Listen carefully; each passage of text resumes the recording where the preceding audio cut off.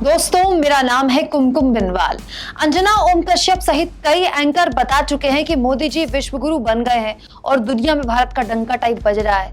PM Modi की लोकप्रियता वाले सर्वे के आधार पर देश को विश्वगुरु बता दिया जाता है, लेकिन उन रिपोर्ट्स पर कभी चर्चा नहीं होती जो सरकार से सवाल पूछती हैं, जो रिपोर्ट सरकार को आईना दिखाती हैं।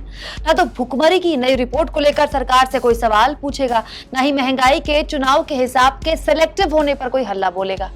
पहले हमारे यहाँ पेट्रोल डीजल के दाम बढ़ाए और घटाए जाते थे ये देखकर कि चुनाव कहाँ है, कब है, लेकिन ऐसा शायद आपने पहली बार सुना होगा कि कंपनी ने अपने प्रोडक्ट के दाम पूरे देश में बढ़ाए, एक राज्य छोड़कर।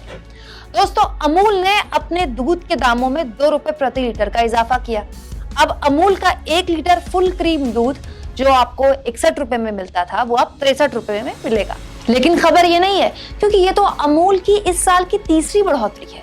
खबर तो ये है कि ये जो दाम बढ़े हैं ना, केवल एक राज्य है जहां नहीं बढ़े हैं पूरे देश में, वो राज्य है गुजरात। यानी महंगाई भी सिलेक्टिव हो गई है, चुनावी राज्यों में आती नहीं, बाकी राज्यों से जाती नहीं।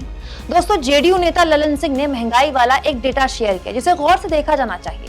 2014 से 2022 तक केवल एलपीजी के दाम 156% बढ़ गए, सरसों के तेल के दाम 122%, आटा 81%, पेट्रोल 40%, डीजल 75% तक बढ़ गया है।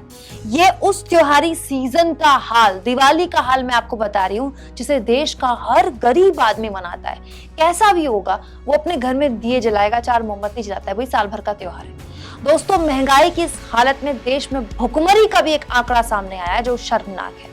साल 2022 के ग्लोबल हंगर इंडेक्स की रिपोर्ट में भारत से बेहतर हालत में हमारे पड़ोसी मुल्क पाकिस्तान, श्रीलंका, नेपाल और बांग्लादेश कर गए।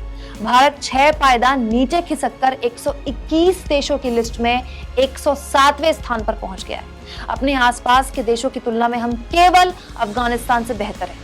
दोस्तों, ये आंकड़ा उस दौर में आया जब 1 साल से ज्यादा देश की सरकार ने 80 करोड़ लोगों को मुफ्त में राशन खिलाया है। तब भी हम भुखमरी के इस इंडेक्स में गिरे हैं।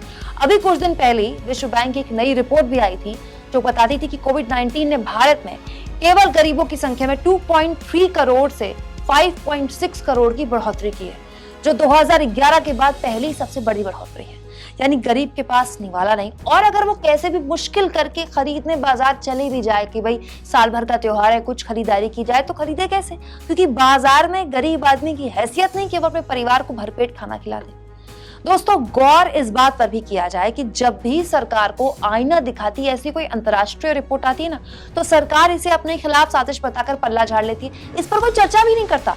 लेकिन अगर किसी इंटरनेशनल प्लेटफॉर्म से जरा सी तारीफ आ जाए तो पूरी की पूरी सरकार, उसका पूरा प्रचार तंत्र इसको लेकर बखान करता है। गरीब की भूख सुर्खियों में इसीलिए नहीं बनती क्योंकि खबर बनाने वालों को अपनी भूख की चिंता है कि सवाल पूछे तो नौकरी चली जाएगी। जिस सरकार पर भूख मिटाने की जिम्मेदारी है, वो फिलहाल लोकप्रियता वाली भूख मिटाने में बिजी है, और ज्यादातर लोग जो भूखे हैं और बच्चों को दूध पिलाना भी मुश्किल हो गया उनके लिए, वो भी चिंता में नहीं है, क्योंकि वो भी शुक्र मनाते हैं कि चलो भूखे सही, कम से कम जिंदा तो हैं। मोदी नहीं होते तो शायद जिंदा भी नहीं होते। क्या आपको भी ऐसा लगता है? कमेंट बॉक्स में जरूर लिखें।